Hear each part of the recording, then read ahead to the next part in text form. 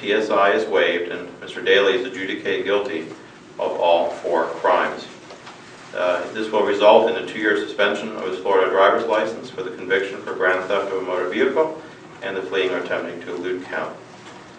He is sentenced to 364 days in the Palm Beach County Jail with credit for 165 days. That sentence is as to the 2 felonies and as to count 4, the first-degree misdemeanor.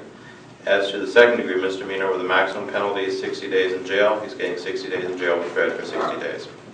Mr. Daley agrees that 165 days in the Palm Beach County Jail is the correct amount of credit. He'll seek no further credit. He's not entitled to any further credit, and the plea agreement serves as an affirmative waiver of any other credit.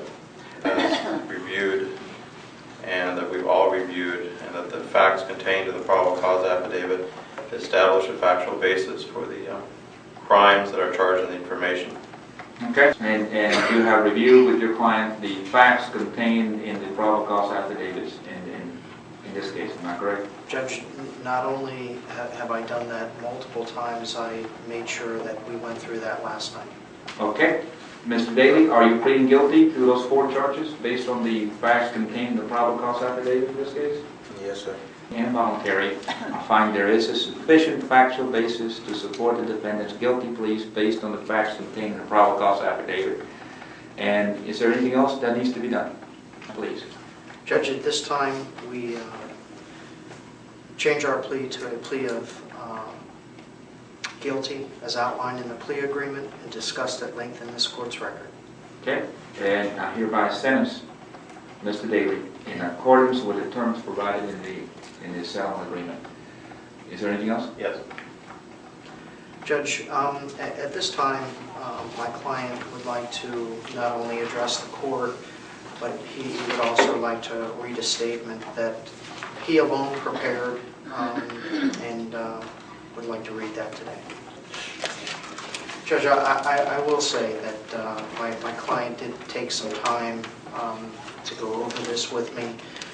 It was very painful to go through this, and Judge, he's extremely nervous right now. Okay. And well, you take your time and say what you want to say, Mr. Daley. Take whatever time you need. Okay? I, Ernie Daley, is writing this letter to whomever it may concern. I would like to apologize to the community for my action that caused 2 Palm Beach County Sheriff deputies to lose their life. Most of all, I would like to apologize to their family. I know I made a bad decision on taking the car. I also made a bad decision for not stopping for the police. I set things in motion that had a terrible tragedy for the deputies and their families, for which I am truly sorry for.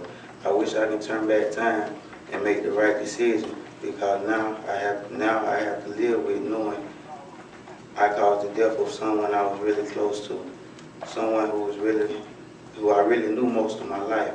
Jonathan Wallace and Dante Manuel, I really didn't know him personally, but I knew his family, and they were good people. I hope the best for them, and I send my prayers out to them all. Is there anything else? that's Okay, Mr. Daley, I wish you luck, and I know you're going to be carrying a heavy burden the rest of your life thinking about this, because you did and the others did set into motion events that ultimately ended up taking the lives of 2 people. Nevertheless, I thank you for saying that, and I hope that helps. Okay? Good luck to you. Thank you, Judge. Out there who Yes, doesn't understand of the course. legalese. Yes. The reason is because he stood up and he said, I realized I'd set this in motion in anger with the deaths of 2 Right. deputies. You would almost think that that's almost like a confession. And so for the person out there who says, well, if you just said that I set in motion the events that ended with the deaths of 2 deputies, why can't he be charged with that? Because, as I said, I think there's a difference between being morally responsible and being legally responsible. As you know, and as I'm sure your viewers know, the legal standard is beyond a reasonable doubt. You have to prove each and every element beyond a reasonable doubt in a criminal court.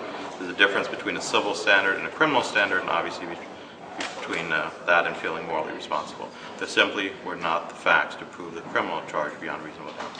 And what was the approximate cost?